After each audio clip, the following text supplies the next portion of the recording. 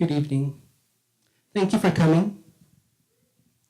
I'm going to be reading a poem based on Richie Valens, and it's a story that a friend told me about the time she went to go see La Bamba.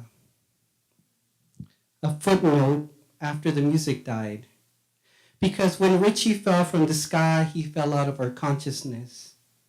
Because Dory sits in the back seat of her mother's car, minding her own affair, when his song grabbed her unaware.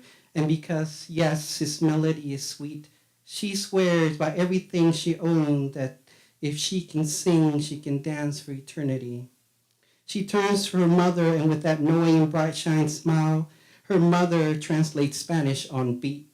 And because her mother turns back and sings with her, Dory sways while singing in the back seat on their way to see Richie on film, even if the voice they sing to is not his.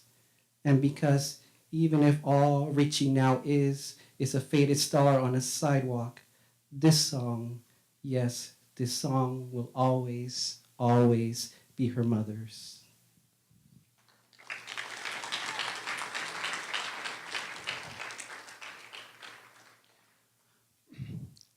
The following is for Celia Cruz. It's called Guajira, and it's the first time I ever heard her on the radio. Azúcar. Guajira.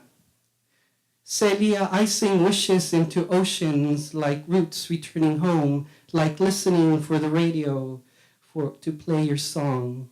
Celia, Mom said cabal de enamorado como tu papá. When I took you, Celia, from Dad's treasured collection of cassettes in his closet after I heard him play you in his car on the way back from playing with snow in the mountains. I don't know if he played you because of Jose Marti or because he reminisced of home too, but I sang with you, Celia, softly watching the snow-covered chaparral fly by. I long for the sea, a white rose, old friends, and a simple life for my soul. I carried you in back pockets of jeans, waiting for chances to play you full blast on a boombox or car stereo. I played you until your voice unraveled from the cassette's plastic shell.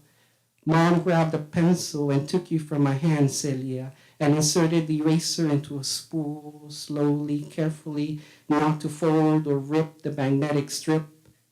No hay de llorar, she said, handing you back to me, Celia. I ran into my sister's room, popped you back in the boombox, and pushed play.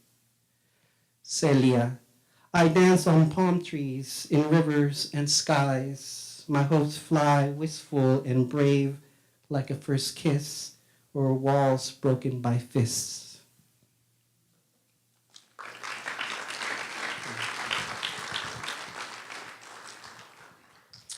The following is the story of how I lost all my front teeth, as told to me by my uncle.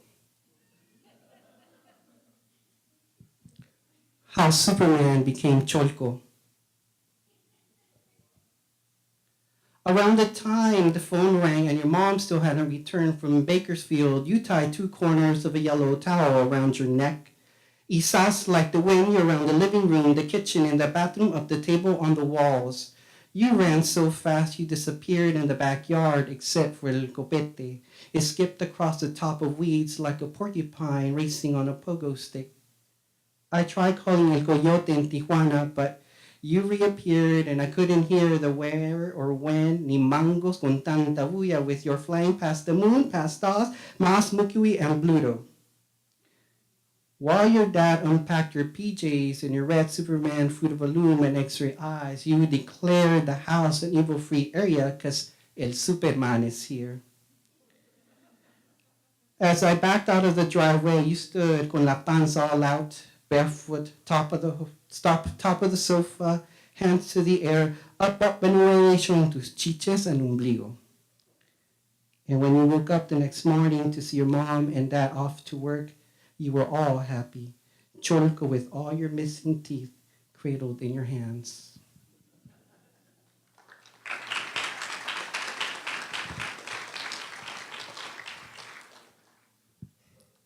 So there are certain rules that we live by at our house. This is in the words of my mother, and it's called In Case You Forget. I did not give birth to you so you can play all day. Oh no, you will not lounge around like kings and queens of Spain. I don't care how cute and young you think you are. You will get off your lazy behind and wash dishes, sweep the kitchen, the living room, clean the bathroom, take out the trash, and cut the grass, even if you need scissors to keep the grass short. You will not get bad grades at school because we did not cross borders, risking our lives so you can chat all day with your friends and come home with a B. I don't care, and I didn't ask how high you think a B is. You won't go to college, you will not consider marriage or have a boyfriend or a girlfriend until you graduate.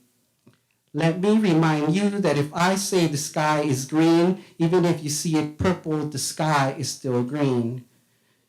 Just remember I got the WritersCorps, your father's sandals, and a whole lot of olive branches in the backyard if you think to say otherwise. And don't think reporting me to social services will change a thing. Because when I get out of jail, I will come back for you. Because there's no way you'll end up like us.